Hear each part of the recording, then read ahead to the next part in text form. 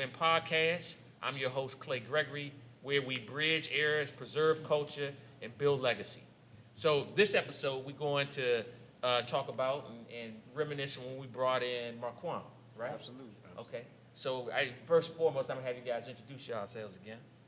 Good evening there. Good afternoon, everybody. I'm Thaxton. Hey, everybody. E. Taylor here. What's up, folks? I'm Mustafa.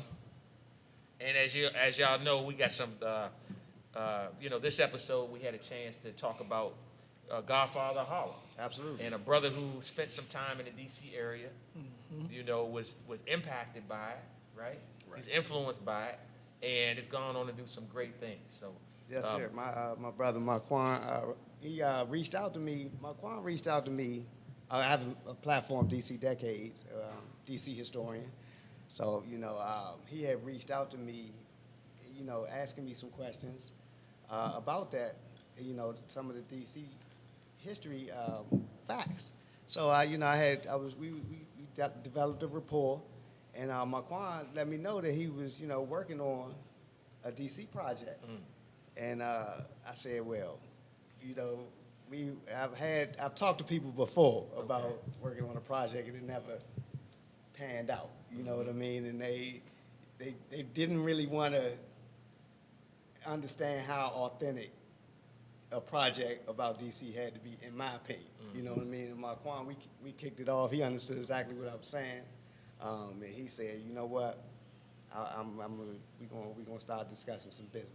Yeah. And me and Markuann during that time developed a great friendship. He advised me on a lot of things that I didn't know about the industry.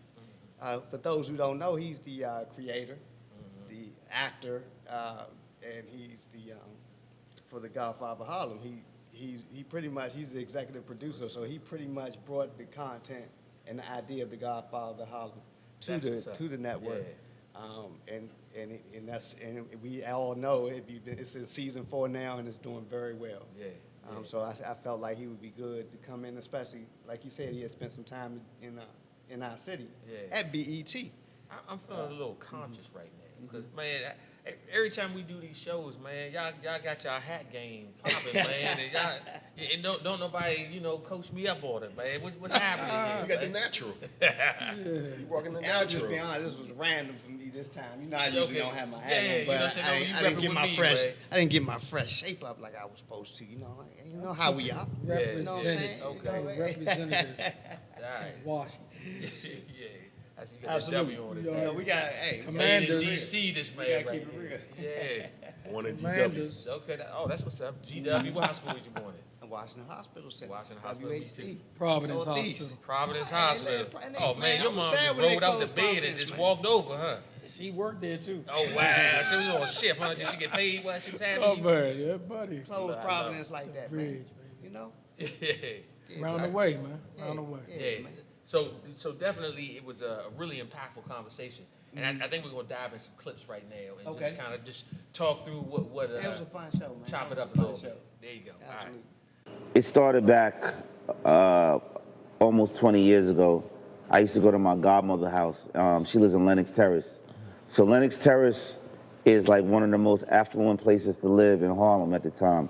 You had politicians, you had musicians, you had actors. Athletes. Everyone wanted to live in that complex. It was upper middle class African Americans. So every Sunday I used to go up there, and my godmother, Margaret Johnson, who's played by Demi Singleton. Demi is actually portraying Margaret in Godfather of Harlem. So Demi, if you know her, she played Serena Williams in King Richard. Okay. So my godmother would tell me, baby, bring me some rye bread with mustard and beef tongue. And every Sunday I would go up there, and she would tell me these magical stories of Harlem. She used to tell me how she used to walk out of a tenement building and smell fresh laundry hanging out the window. Or walk past 125th Street, look up, see James Brown's name on the marquee. Or walk past Sugar Ray Robinson's shop. Wow. You might see his pink Cadillac outside. Look inside, you may see Sam Cooke. Wow. Hear Nat King Cole coming out of a transistor radio. Yeah. So I used to be in awe about this. It was like real magical. But it's one of the most tumultuous times for us in the 60s as African Americans. Yeah. She told me how African Americans migrated from the South. trying to escape Bull Connor's water hoses, his dogs, trying to, get a better life. So regardless if you migrated to D.C., if you went to Newark, New Jersey, if you went to Philly, you went to Harlem, you were still facing racism, right? Right. So she would tell me stories like going to a store just to try on a hat. The store owner may say, I need you to put a plastic bag on your scalp because I don't want that hat to touch your scalp because you're black. Damn. Us in our generation, we told them F that hat. Oh man, we are not our ancestors. Exactly. Yeah. That's real. Much better than they have. Yeah, but I would say, the takeaway, what I really appreciated was like while he was explaining the story and like how much of it sparked my imagination. Mm-hmm. While he was explaining and she was telling the story, so she obviously was a remarkable storyteller. Mm-hmm. And that's that naturally for our people. I mean, that's the way in which most of the traditions were handed down. Absolutely. You know what I'm saying? So, I thought that was a fire spot. Right? Yeah, absolutely. missed that in my family. And the inspiration, his inspiration. Just think about that. And he made a promise. He made a promise to her that he was going to make this thing happen, and he did it. It took him 14 years. Wow. For those who don't know, it took Markuann 14 years to get the Godfather of Harlem developed. She was talking about the Lennox in Harlem, you had a comment about Harlem. No, I just said it's nothing like Harlem. Like, And see, that's You the had most in interesting man, Yeah. and I told you Dax is the most interesting man in the world. I don't care Exactly. what nobody says. Whatever you say. Come on, give us a Harlem story, man. Come on, I man. was just during that time when he was here, we talked about. I was just talking about the Adam Clayton. Okay. Because we used to go up to Adam Clayton and get the car washed. What- It what was is- a what is Adam restaurant Clayton? Oh, on it's a Adam restaurant. Clayton Okay. called Wales Okay. Chicken and Waffle. And anybody that's been to L.A. knows about Roscoe's. Yeah. Oh, absolutely. But the Adam Clayton had Wales back in the day. Wow. And that was so Was it like our good. Florida Avenue And Grill? It's kind of like it's like a black historian spot. They got the pictures from the early 20s Florida and Avenue 30s Grill. when we was wearing suits every day. Wow. So I was just talking to him about it in that one of those clips. I was just They telling was him finishing how each we other's used to go. sentences. Yeah. Yeah, We I just heard trying to we tell was you. Harlem Back like and forth. back in the day. Yeah.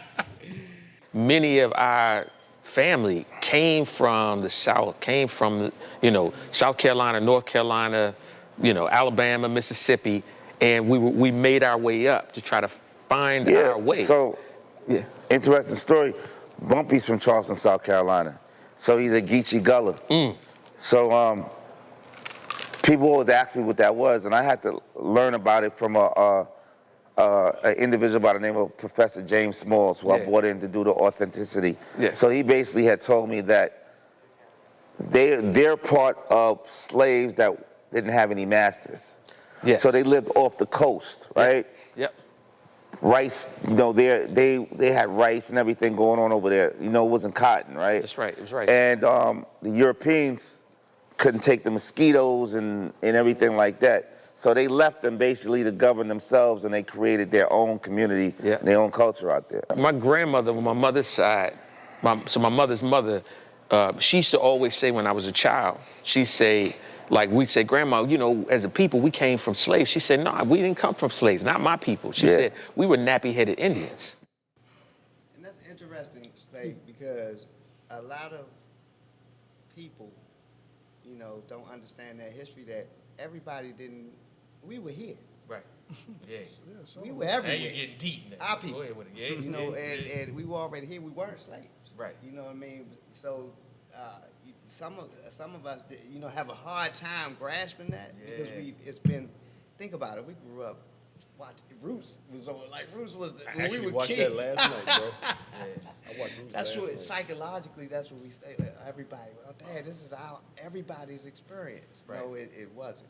Yeah. And I'm not gonna give a good deep history lesson here, but but I encourage people to, honestly, I don't, more of us need to understand our lineage.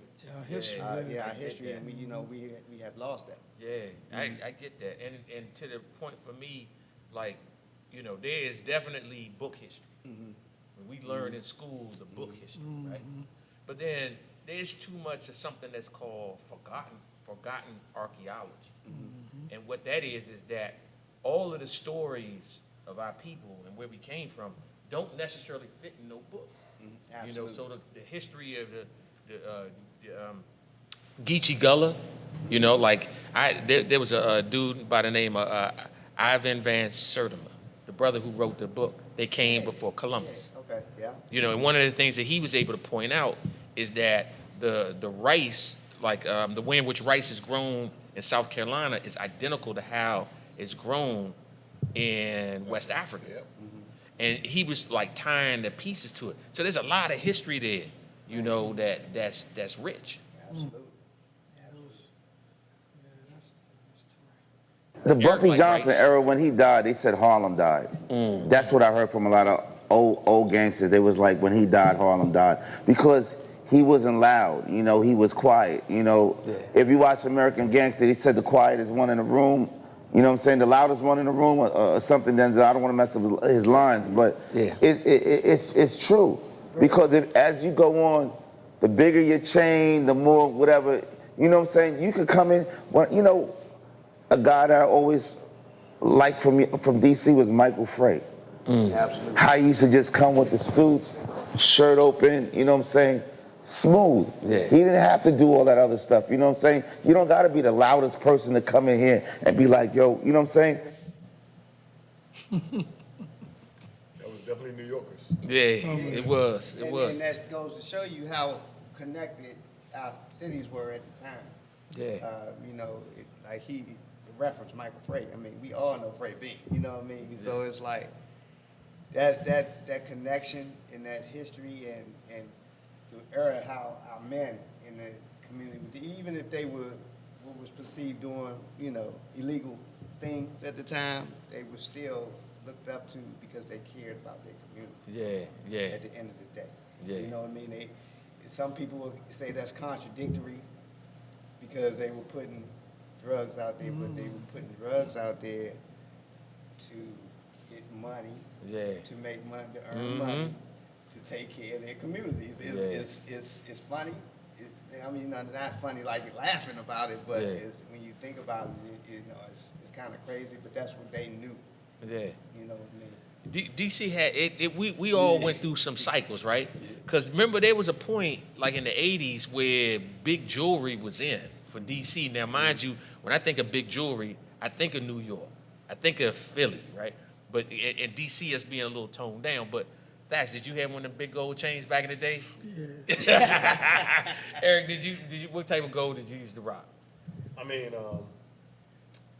I wasn't into the gaudy stuff. Okay, all right. I like Herringbone? Yeah, herringbone. Yeah, herringbone. little diamond medallion, you know, something simple, nothing too gaudy. You know what I'm saying? But the first time I ever seen a dude from DC was something that caught my eye, jewelry-wise, was a dude from Kenilworth named Tim. Named Kenilworth Tim. No, we was in Kings Dominion, and you know how back in the day he had on the blue velour.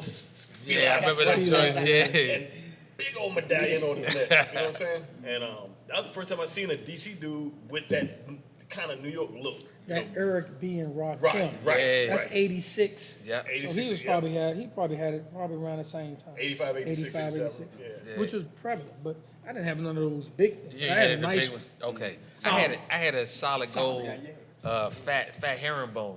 And people around me used to call it a choker because it was a 16.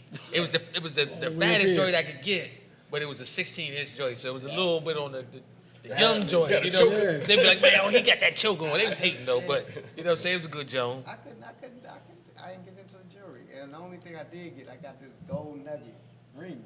Okay. It was a nugget ring, and I was like, F Street Plaza. Huh? I wore that thing Get it about down F two Street. times. But yeah, you know what I'm saying? I'm just not a jewelry person. I couldn't do it, man. You know Oh what I mean? man, some people would have all like they'd had the whole gold nugget setup. They had chain, the rings, Oh, man. bracelet. Here's a I good ain't- question. Did you ever wear bracelet? Did y'all ever wear bracelet? Definitely. Yeah, I definitely had bracelets. Okay, yeah. Nice bracelet. Here's a key question. Where did It everybody? ain't last season. Oh, Thax, where did everybody get their jewelry from? But back in the day, Prince and Georgetown, princesses. Georgetown. Come on, yeah. Georgetown was the spot for But they had that 10 carat down there. National. Hey, that's what, you know short. what I mean? get it made. Yeah, right how they there, gonna short you tell like that? what They you give want. you 10 carat? You know, Oh, they- they had a Oh, whole, It whole looked good, but they had thing 10 up about to, that. Yeah. Yeah, you nah. gonna pay lower for 10 carat, Yeah, but Pop people used didn't to know make because that. it was He gold. Still, Pop is still You know, it's talking 24, about be 24 karat if you get to the Yeah. top. My man, what's Yeah. his name? Amir and them? that. Yeah, I mean, Yeah. they still talk. Right They still across the talk street. about Silver that. Spring. They still talk about. All right, let's get to the next clip, y'all. You know, the reason Dick Wolf does so good on Law and Order, because every time an article comes out on the newspaper, he He's takes got a it story. and He got something he to does a say. story. He on got it. something. That's why Dick Wolf is amazing at what he does. Yes. So I think his name Joe. I wanted to tribute something to DC, you know, about DC, with real DC music, real DC artists. You know, big shout out to Swiss Beats. Okay. You know what I'm saying? But, you know, I wish Chucky Thompson was still here. You know what I'm saying? I would have, you know, had him along with this project. But it's happening, it's going to happen. And I got DC folks on board with me. I didn't know Chucky. A lot of people say he was a thorough dude. I knew of him. Yeah, I did check. And Yeah, Tracy. Oh, what yeah, kind? Chucky Chucky good and dude. Tracy. Yeah. Yeah, and again, he cared about. You know, he was trying to put the youngins on a long time when he was still young. You know, Yeah. he just wanted to make sure everybody could go with him. Yeah, You know, yeah. as much as possible. I remember Yeah, Chucky he was played in part the of the hit band. thing with the Diddler. Yeah. Okay. Yeah. Yeah, but I The remember Diddler, he who's the he played in the Diddler? band. though. I He played with remember Chuck. we used to go down to He played- Coliseum and yeah, shit. yeah, Yeah, yeah, he was a yeah. young- But that's Came that's up what with the the Diddler song. The Diddler song playing with Chuck and quote unquote kidnapped and took him to New York with him, and he put out bangers for Faye, for Big. Yeah, I for remember everybody. that. Yeah. But Chuck- damn, Mary you call J. him the Mary Diddler? J. Yeah. The Diddler. Chucky was taking Chuck Brown was taking Chucky around with him touring. I He heard was that. still too young. Wow. He wasn't even supposed to be Yeah, He was that good. yeah. Oh shit, he did that first. What was that? The first Mary J. Blige album. Yeah. That joint was fire. Yeah, Mary J. Faye. Yeah. all of Man, them. he got a big resume. Big resume. yeah. You as far as like music producers from the DC area that made it outside of DC. Oh man. Yeah, like Van McCoy? Van McCoy was like, you know, he you know, he said, you remember the song Do the Hustle? Mm-hmm. Do the Hustle. Yeah. You know, that was Okay. Van McCoy, and he Okay. produced, he's from, you know, from DC. Spent time at Howard. Yeah. You know, and he was producing a lot of those DC artists back Yeah. then. Those up-and-coming DC artists wrote a lot of songs. Yeah.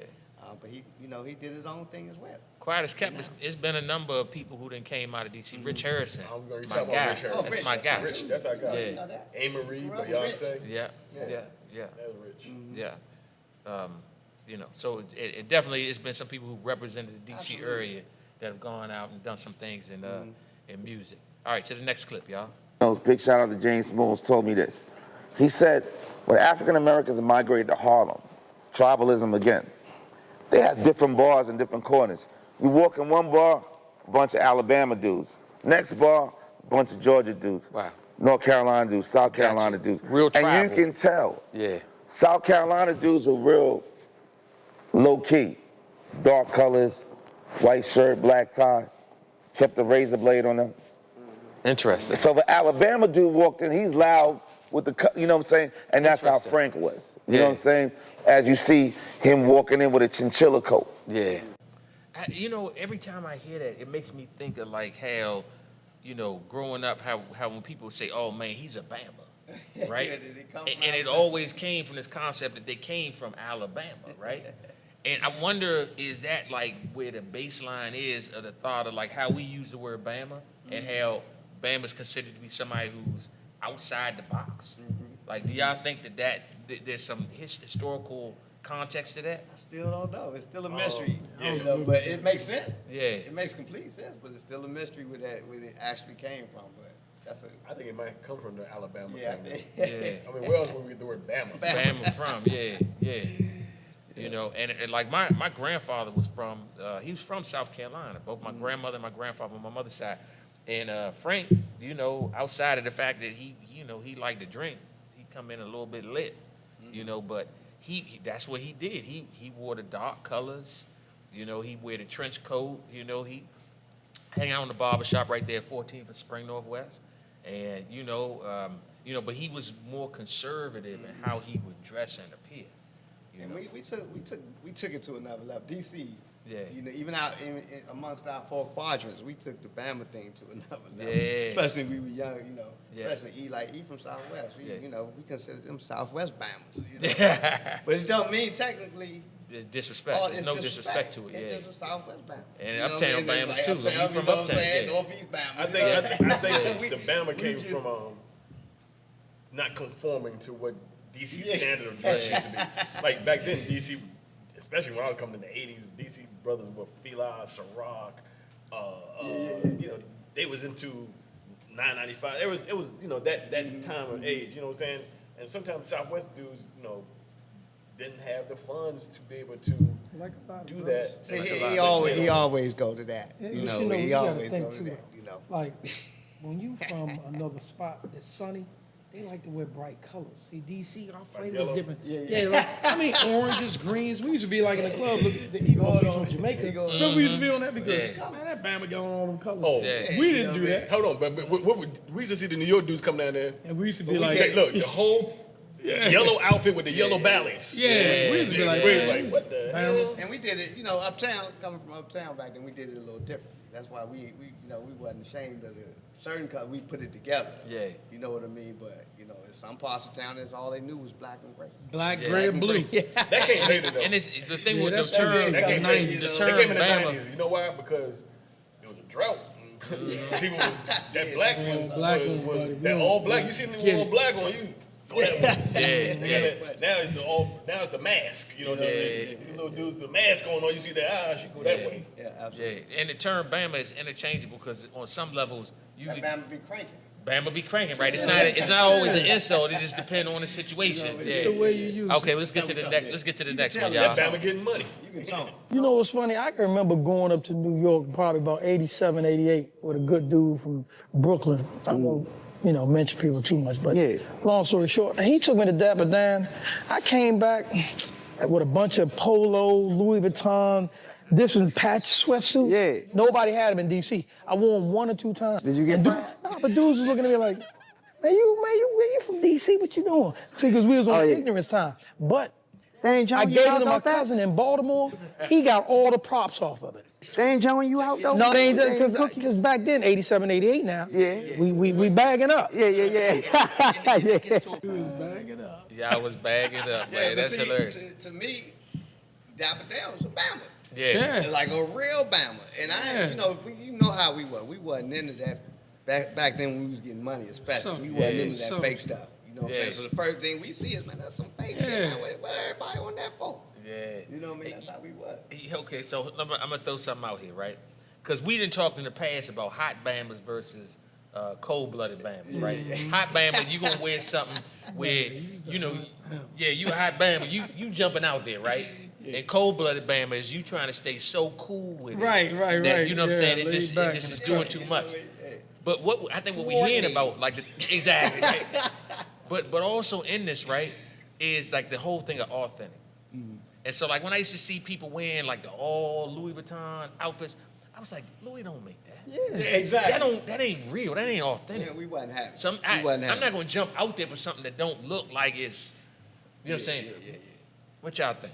And, Like that real no, Burberry? that's real. Yeah, exactly. And Trying like, to, yeah, keep you it know, up. we were used to, like Madness Connection, DDTP, you know, people doing their own thing, making their own brand. So that's when I had asked Markuann, you know, what he thought about if Dapper Dan would have did his own thing, like a double D type thing. But Yeah. Markuann was like, man, you know, his response was like, He's making money. you know, but he was like, no, you know, black people don't support their own, you know, like, it wouldn't have, he said he don't think, you know, everybody would have But supported a it, Dapper we did Dan in line. D.C. though. Like I We don't know in did. New See, York. that's why I said from he was referencing how they were, but Yeah. we would have supported that. Yeah, As long as yeah. it looked fly. But you know what, times have changed though, because back in the day, somebody would have Louis Vuitton or Gucci interior. We thought it was fly. Yeah.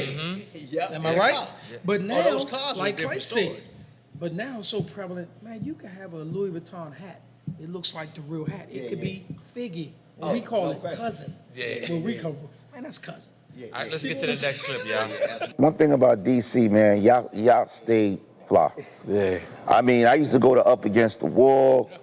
I remember coming back to New York with the 996 New Balance. You know what I'm saying? The Air Max 95s with the neon, the Nautica suits with the sweatsuits with the deep pockets, the hobo leather jackets, the used jeans and the damaged jean suits. Yo, I mean, it just brought it. Yo, I used to come to dudes be like, yo, what you got? It was a different era. It was a different aura. You know what I'm saying? I can't take nothing from New York, but DC's a different type of fly. Be like, this is a New York homie. Yeah, that's right. He's been putting me on to a lot of stuff, and it's like, I'm seeing how, similar we are with a lot of things, especially being flies. So it's like, man, this dude, man, been sending me our old stuff that we used to wear, phase ones. But say, this the only dude I know. Y'all know about our gold tigers. This the only dude I know from New York that like the gold tigers. He just found a pair of reasons. Yeah, I just found a pair. So it's like, I kind of want people to understand, man. We gotta get these relationships back like we used to. Yeah, so Markuann surprised me. You know what I mean? Because he was bringing up stuff that I thought that was exclusive. Yeah. We know our New Balance, certain New Balance pairs of New Balance styles of New Balance was exclusive to DC, but he was naming some stuff that I'm like, damn, how you know about this? You know what I mean? So it was certain, and he would explain to certain boroughs of New York that were doing those things. Harlem, they say was the flies, the flies. Some of the flies dudes came out of Harlem, and it's so funny. I had posted on Sadat with Brand Nubian. I had posted a couple of years ago about him talking about his experience in DC when he would go to the Black Hole and he saw all these dudes in Gore-Tex sweatsuits and New Balance hooking it up together and Timberlands. And he took some of that stuff back to New York and they cut him up. They joned him out. Yeah. But now, fast forward, a lot of them dudes trying to say that they were doing that back then. They was wearing that. You know what I mean? No, but they weren't. The pictures don't lie. You know what I mean? And one thing about it, we always had a debate in New York. There's always been a debate about Super Tims or Butters. That was always a debate, as well as the New Balance debate. We always had a debate with New Yorkers about who wore New Balance first. Not that it's important, but there's always been a debate, underlying little competition about trying to prove who introduced what fashion to the culture. DC to New York, like, if going to parties, going to AC, going to environments where it was like a mix of different groups.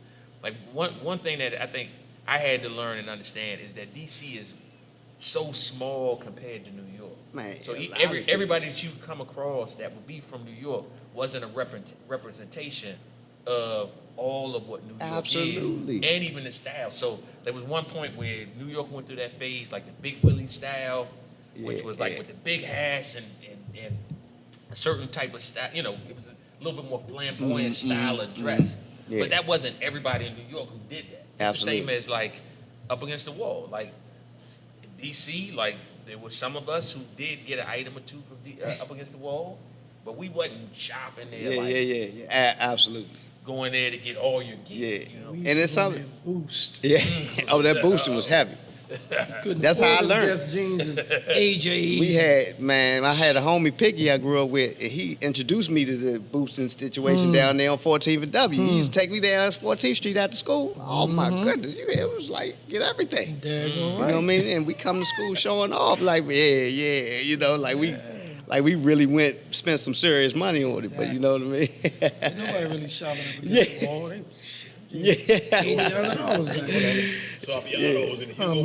No question. Let's go to the next episode, John. Being able to represent an era, the era that raised us, that we came from, a time in the city when DC was DC, New York was New York, Baltimore was Baltimore. Now they have the tri-state, they got the DMV, and that misses a lot of the history of what we come from. The history of DC. That was Lord Avenue what Clay just said. The one time I did experience that whole influx of everybody from everywhere with DC was in Virginia Beach in '88. They had this thing called the Greek Fest. You had your guys. I remember that. Guys from New York came down, Connecticut, Philly, DC, whole East Baltimore, everywhere. But the thing about it, DC guys, when they're standing in the crowd, you can tell they're from DC. When the rest of those guys stood together, you all probably thought they was all from New York. Even though some were from Connecticut, some were from Philly, some from other places. But DC had their own individual style, and not only what they put on, but how they put it on. You know what I'm Yeah, saying? So, I get that. I know one thing I remember about DC folks is this is the way in which we compose ourselves. Like the way in which we stand, the way in which we look. Yeah. You know, we kind of carried ourselves a little bit, like we was a little bit, I want to say we felt ready. Like confident. if something pop off, It we was arrogant, right. too. It was- I ain't A little bit You can say arrogant. we were arrogant. Some Yeah, people. but real kind of, you know, we kept it kind of even keeled and That is true, though. Yeah. You definitely could tell. I remember getting on a plane going to New York one time, and I saw my man, AR. Yeah. And we was on a plane. We just knew each other. We ain't even speak to each other, but we just knew. We was like, you from home. Yeah, no, but- Nobody else looks like this. yeah. right. And people knew out of town when they saw us. Oh, Yeah. Y'all from DC. That's Yep. how we know, that history is there. Like, when we went somewhere and we had on New Balance, they knew, or they didn't say the DMV. It wasn't Right. the DMV. Hey, They you said from DC. You're not from, they didn't say Alexandria, Virginia, or somewhere. They said, you from DC. Yeah. You know, but That's the thing that's automatic. lost today now, like with the whole Instagram. with the Instagram and the hip hop culture, like looks the same. It's not Everything anymore is like meshed. where you see DC, Philly. Used to be to see DC, Philly, Baltimore people and be like, they And that's they what, different. that's what Man, that whole everything thing. is meshed. The Can't DMV tell. concept was really came about before the artists. Yeah. You know what I mean? Especially hip hop. Yeah. Mainly, because my guy 20 Bello was the one who came up with the term. Other than, when we hear DMV, and this is everywhere, we hear DMV, the first thing you think about is Department of Motor Vehicles. Yeah, Right. exactly. DMV. That's DMV to So he DC. came up with that, the unify. And I got it. I wasn't hearing it at first. Yeah. You know what I'm saying? When he We- really broke it down to me, I understood. My man, we're gonna go to the next clip. Yeah. Many of those men and women, they benefited from having structured time. So having structured time and then there's some positive fraternity that can happen for men who are incarcerated. So I have a question. You could benefit from that, but you could also learn how to not commit that crime and do it a better way too, right? So it goes both ways, right? It can. If you can imagine that some people are a product of their environment, like if it ends up being, like you have some people who can't sleep at night unless there's chaos in the background. Because even when they were babies, they were used to music playing and people wilding in the house. Streets, windows open. Yeah, exactly. So if your brain is conditioned that way where you're used to chaos. Yes. No, I respect anybody coming home and wants to change themselves, right? But there's a lot of grant hustlers out here right now that's taking. They got so many grant hustlers out here that talking about they saving the youth. Yeah. Driving Bentleys, talking about they saving the youth. Same thing happening in New York. Yeah. Trust me. Yo, shit, what you gonna say about that? I don't like to, bash our homies. You know what I mean? Right. As long as they're But doing positive for the community. It's, You gotta give us. it's some of us, honestly, are stuck. Yeah. You know what I mean? It's the hustle. Yeah. It's the hustle that's in us. And we just don't hold ourselves accountable enough. Yeah. And we kind of still, when I mean by stuck, we still living in that time where we want to go on a trip and show off and spend money, you know what I mean? But you gotta, there's ways to do that and still do what you're supposed to do. Yeah. As far as the community, Right. and that's what he's referring to, of course. And it's embarrassing, but they do it. Not saying it's a tit for tat, but they do it in New York. They do it in Philly. Everywhere. Everybody's doing this grant thing. You know what I mean? And it's embarrassing, but we got to make sure we do what's We're supposed to do. at the end of the day. Yeah. You know what I mean? I know what the 5%ers were trying to do, and I respect them to this day. I just didn't like the fact that you get your ass whooped if you ain't know your today's mathematics. If you mess up, you know what I'm saying, you might get pounded on. You know Oh, what I I'm ain't saying? know all that. So I was just like, Yeah. man, I don't want to know about that because Yeah. my mom, I got ADHD. They be like, today's mathematics. I say, you know what I'm saying? He understand that hook. He know that hook. Yeah, he threw it, didn't he? Yeah. Turned it. Yeah. It's interesting. I think, because me and you, we was coming out of high school, right? You remember when we used to go to Howard to hear Steve Copeland? Steve Copeland, yep. It was, I think that's something that's missing with our young people today. Like, back then there used to be like the street corner I won't call them hustlers, but street corner like knowledge We were folks, right? educated. Bro. Educated. They That's the read a lot of books around like Black history and stuff. So that there used to be like this undercurrent. You know, you could go up Howard, go up there to the book. What was that? The House of Knowledge yeah. and a couple of them spots, man. And Nail. Blue Nail, right? And you somebody drop some knowledge on you about who you are. You know that the black man is not out of slavery. We come from gods. Like, you know, we help build civilization. That was impactful for us. But I also realized that, like, you know, a lot of people who understood that knowledge, they really wasn't in a position where they could, like, you know, live the lifestyle around it, you know, to represent something. We dropped the ball on passing that down to I the agree. younger generation. We dropped the ball. You know, you got to be honest about that. And that's what I mean by holding ourselves accountable for various reasons. Yeah. You know what I mean? But that's why, and there's so much now, and I consider the youngest, they have access. They have ways to get that same knowledge. Yeah. But it depends on what they put in, what Yeah. they add ChatGPT, Yeah. and stuff like that. So it's like, I think it's our job to kind of navigate them to do it that way. You Yeah. know what I mean? So it's AI now and stuff like that. It's like, You know what they say? They say you want to hide something from a black man. Put it in the Put book. it in the book. well, you know, now we got. But that might be a myth though, because there's a lot of Absolutely. street educators, Absolutely. and Back even then, I'm talking about now. Yeah. and even for my brothers who've been incarcerated, like, you know, they're people who are well read, who can point you in the right direction, the right books. Let's get to the next clip, y'all. You know, even this drill music, man, I'm like, yo, this shit is horrible. Yeah. Y'all rhyming about murders and killing people, and when the RICO charge come in and y'all sober up, you like this. Uh-oh. You know what I'm saying? Uh-oh. Uh-oh. You know, you telling. This the biggest snitch generation I know. Yeah. I mean, it seems like it's acceptable now. I mean, This is crazy. Story, you know what I You mean? gonna kill somebody that look, you know, growing up, I was never scared of the white man. I was always scared of somebody that looked like me. Yeah. The white man, I didn't grow up during the time when they was lynching. I didn't have to sit at no diners. I wasn't scared of no white man. Yeah. But I was scared of somebody that looked like me.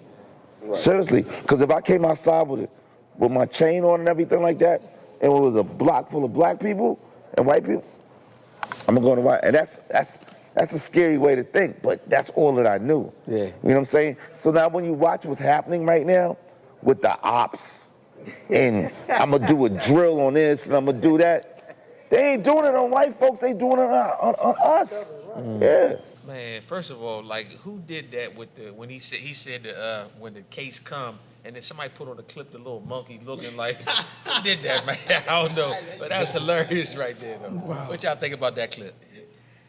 Yeah, it's true. It's, you know, the ops. You know, we got some of the youngins making up their own ops. They don't have no enemies. There ain't nobody after them. They ain't beefing with nobody, nothing like that. But it's like, they think it's cool. They think it's hip. You know what I mean? And it's, again, social media. I don't like to blame everything on social media, but it's poisonous. You know what I mean? You gotta, for an underdeveloped brain, social media is dangerous. Definitely. And today's music compared to music in the past, I hate today's music compared to music in the past. Because we could talk about things in the past. Like Snoop had a song out called "Murder Was the Case." Yeah. But it didn't make nobody want to go out and start drilling, shooting. was talking people. about right, scenario. Right. It was just that was the case. It was murder, but it was never impactful enough to make a person want to pick up a gun and go out and kill. And our The music beats- this day is Now youngers is on right, beats now. Right. We used to listen to words. They was telling a story back then, and they might have put a beat in. Raw bass, DJ Raw bass, and Easy Rock. Remember that? Yeah. That was Beats was like man. that. What they were saying though was important too. So we had it all. Right. It's like these beats all sound the same to me. All I the don't beats care is- what and- nobody and says. That's it. And they all saying the same Think thing. about That's it. the shit NWA was talking about. Like, I just gotta don't ask- bite it here. But I it gotta didn't ask y'all a affect us. question. It didn't affect us. I gotta ask y'all a question. Do you think there's intention on how our music got directed from what it was, which was the brand absolutely it's Nubians and intentional. all that, to where it is now, where it Absolutely really it's is Mainstream. all It was about all pumping. transactions. It was fine. financial. Look, Mainstream. they couldn't beat us with the drugs. Right. They had to keep coming up with shit, and it was the music. It was the music next, and that shit to me is more powerful. Like, 'cause that shit stayed. That's what I said. It's past On to the that next clip, bullshit. y'all. Caught a federal charge with the United States government in '99, and I said to God, if you give me another opportunity, I'm gonna change my life. Yeah. And I started working at BET. Gotcha. So that goes into BET. Yeah. So I'm working at BET. They don't even know they got a felon sitting right in the cubicle. You know what I'm saying? Like, they like, you know, it's so funny because my boss is like, yo, why he come to work so fly? Why he wear furs all the time? Why he got a convertible car? You know what I'm saying? Because this was my life. This is all I knew. Why everybody that comes through BET knows him like artists or whatever like that. And BET to me was a glass ceiling, right? Yeah.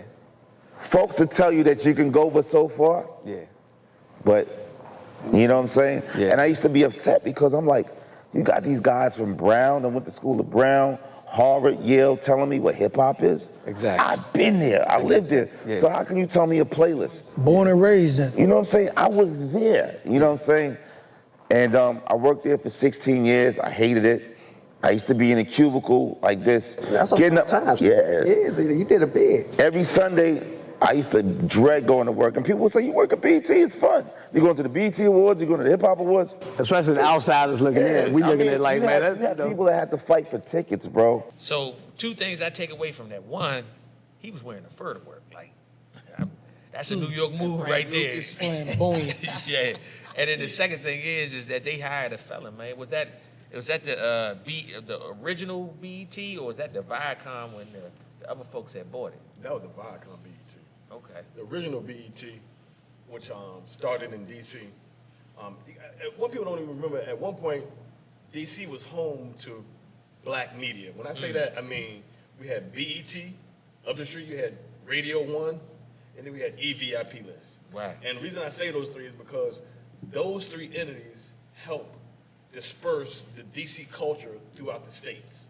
You know what I'm saying? And it helped a lot of rappers as well. But it definitely, when you went to the offices of BET back then and the offices of Urban Radio 1 back then, black men and women, felons, some of them, were in there working towards spreading the culture throughout the world.